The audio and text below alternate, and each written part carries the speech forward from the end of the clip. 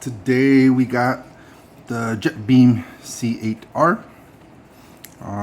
It is a 21700 powered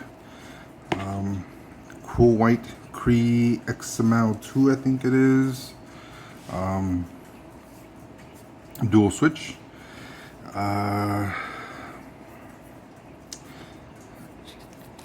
It is a power bank feature and USB-C rechargeable. So when I first got this, the idea was to have something in my I carry a fanny pack, so something to carry my fanny pack. So that's the reason why I got the 21700 powered torch. I am running the Molly cell, so it's a 5000 milliamp. On this, I didn't really care to have the absolute brightest flashlight, so I didn't care for super high drain Samsung 30T or 40T, or even the Molly cell, the P42. I wanted the longest runtime, so the biggest battery, so that's why I chose that. And yeah, anyways, so two dual buttons. You press this first button, you press the first button, and it kind of tells you where the battery is at. If you press and hold that, you have strobe. If you press and hold it, I think it's like 3 to 4 seconds, it'll stay on. This is the button to turn it on. It always turns on the turbo setting, and then you cycle with the top.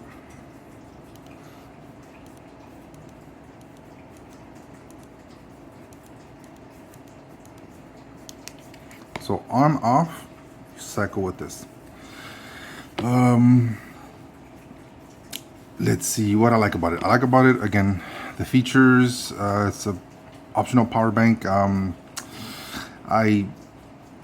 get off work late at night, and I drive home at night a lot. So I wanted something really useful for stuff like that. So that's what the whole power bank thing is.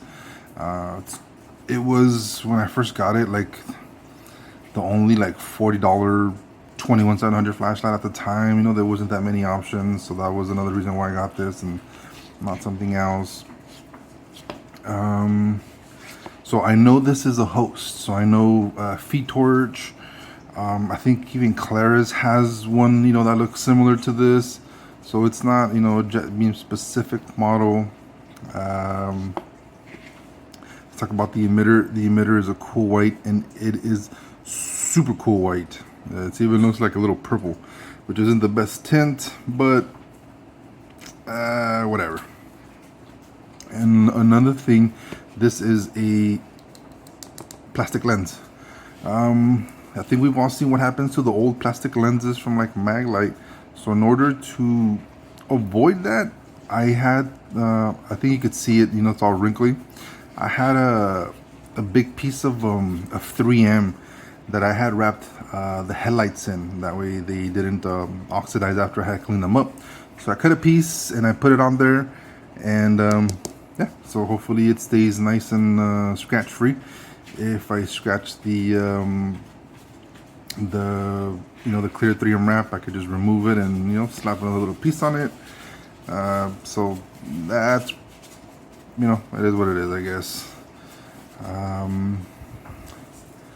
I have used the charger. It's been useful at times. It's a good host. The threads are really clean. Everything fits just fine. Now JetBeam does offer this in a rear clicky. If I had to do it again, I probably would have gone with the rear clicky instead of this one, just because this particular on and off switch is, I don't know, just kind of weird.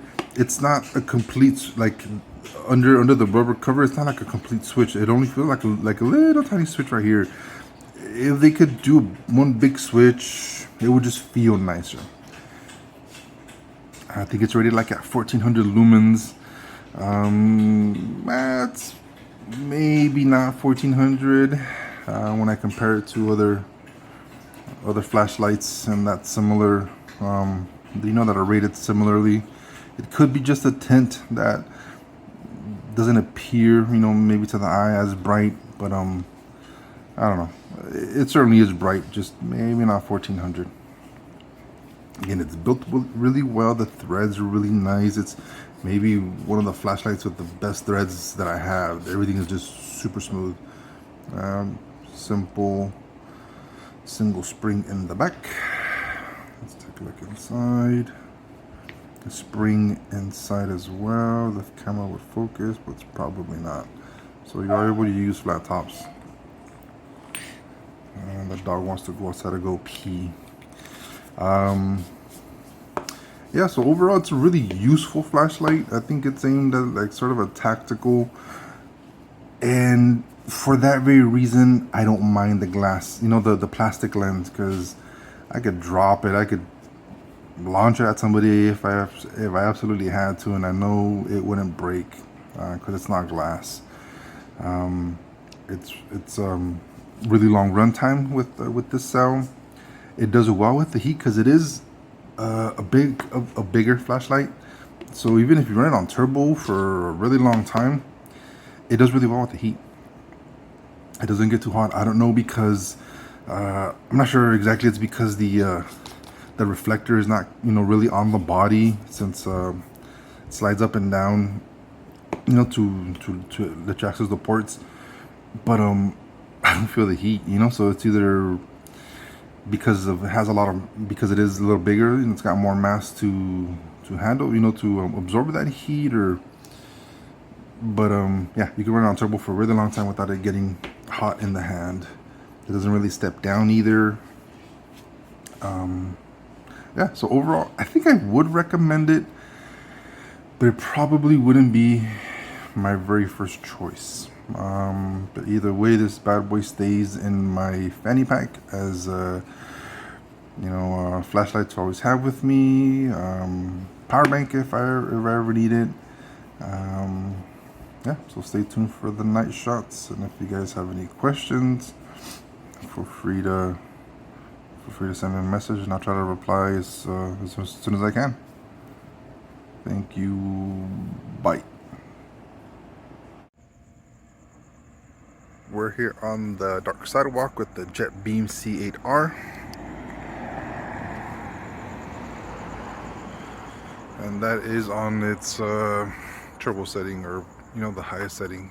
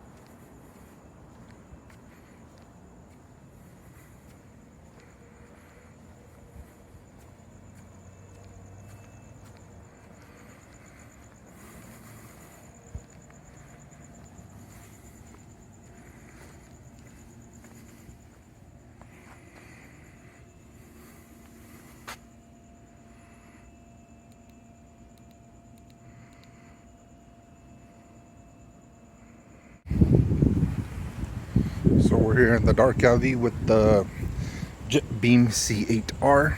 It starts off on turbo, so it's always a nice feature.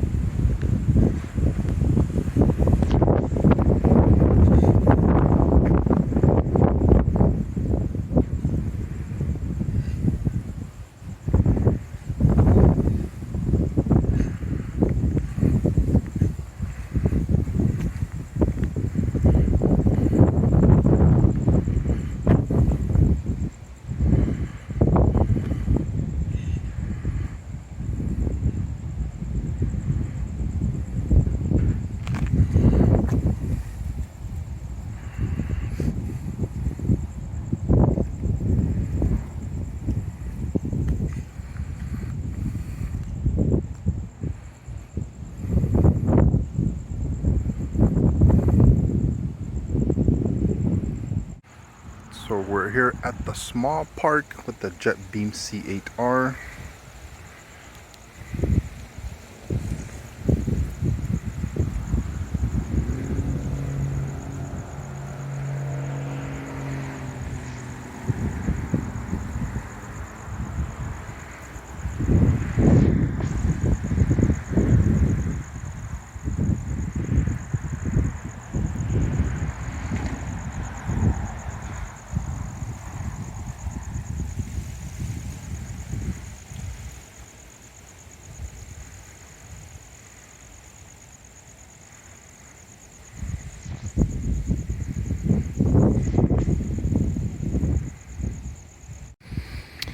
So we're here at the medium-sized park with the JetBeam C8R.